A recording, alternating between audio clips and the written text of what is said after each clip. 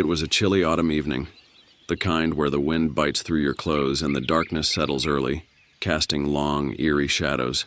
I had just finished a long day at work, and the parking lot was nearly empty when I finally made my way to my car. The dim streetlights cast a dull glow over the rows of vehicles, making everything look slightly distorted, like a scene from an old horror movie. As I approached my car, something caught my eye. A small piece of paper, fluttering gently under the wiper blade on my windshield. I stopped in my tracks, staring at it. At first, I thought it was just a flyer or an advertisement, the kind you usually find on your car after a long day, but something about it felt off. Maybe it was the way it was placed, almost deliberately, as if someone had wanted to make sure I'd notice it right away. Curiosity got the better of me. I walked over, my footsteps echoing in the deserted lot, and reached for the note. As soon as I touched it, I felt a strange sensation, like a cold shiver running down my spine. I unfolded the paper and saw that it wasn't a flyer at all. It was a note, written in jagged, uneven handwriting that looked almost frantic. The message was simple, but it made my heart skip a beat. "I'm watching you." My stomach dropped. I looked around, suddenly feeling exposed. The parking lot was still empty, silent except for the faint rustling of leaves in the wind. But that only made the situation more unsettling. Someone had left this note for me. Specifically, someone had been close enough to my car to place it there without being noticed. Who could have done this? My mind raced through possibilities. Was it a prank? A sick joke? Or something more sinister? I crumpled the note in my hand, trying to shake off the unease creeping into my thoughts. Maybe it was just a coincidence, someone messing around trying to scare people, but the nagging feeling in my gut wouldn't go away. I couldn't shake the feeling that this was meant for me, that someone had been watching me, following me even. I got into my car, locked the doors, and started the engine, but I couldn't focus. My eyes kept darting to the rearview mirror, half expecting to see someone lurking in the shadows behind me. The drive home was a blur. Every car that passed me, every pedestrian I saw made me jumpy. I kept imagining someone following me, hidden in the dark, waiting for the right moment. When I finally pulled into my driveway, I felt a wave of relief.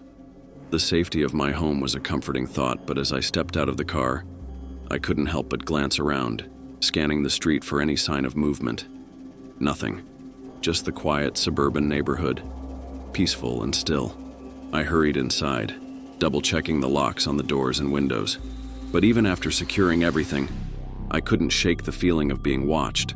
The note, with its creepy message, was still crumpled in my hand. I smoothed it out, reading the words again, hoping they would make more sense the second time. But they didn't. They only seemed more menacing in the bright light of my kitchen. I spent the rest of the evening trying to distract myself, watching TV, scrolling through my phone, anything to keep my mind off the note. But every time I closed my eyes, I saw those words again. "I'm watching you." It was as if they were burned into my brain. When I finally went to bed, sleep didn't come easily. I tossed and turned, listening to every creak of the house, every gust of wind outside, convinced that someone was out there watching. The next morning, I woke up exhausted, the events of the previous night still fresh in my mind. I considered calling the police, but what would I say? That someone left a creepy note on my car? They'd probably brush it off as a prank, just like I had tried to convince myself. But as the days went on, strange things started happening. I began noticing the same car parked near my house, no matter what time I came or went. Unfamiliar faces seemed to appear around my neighborhood, always at a distance but close enough to make me feel uneasy.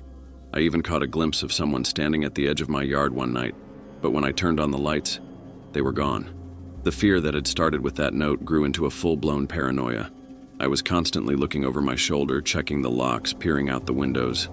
My peaceful home had become a prison, and the sense of being watched was suffocating. Finally, I decided to confront it. I couldn't live in fear any longer. I started keeping a journal, noting every odd occurrence, every unfamiliar face, every strange car. I even installed cameras around my house, hoping to catch whoever was behind this. But nothing ever showed up on the footage. It was as if the person, or whatever it was, knew exactly how to avoid being seen. Then, one night, after weeks of torment, I found another note on my doorstep. My heart pounded as I picked it up, my hands trembling. The message was different this time, but it was just as terrifying. "You can't hide." That was the last straw.